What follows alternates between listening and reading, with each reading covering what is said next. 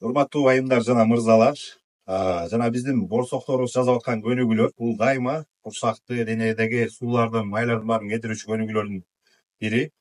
Аны кандай кылып жасайсыздар? Мен бүгүн сиздерге көргөзүп берейин. Сиздер болсо дайыма кайталап жасап турсаңыздар болот. Биринчи көнүгүү болсо, мисалы 30 жолу мондой кылып секиресиздер. Ал ушундай 30 жолу кыласыз, 30 секунд тез аласыз. Сразу экинчиси мондой менен кетет. Бутtu үйдө көтөрүп жасаш керек. Туура дем алыш керек. Ар бир бутуңуздарга 10-10дон 20 жол жасайсыздар. Потом эң үчүнчүсү болсо бул ускорение. Мондой кыймылдай бересиздер. 30 секунд тынбай.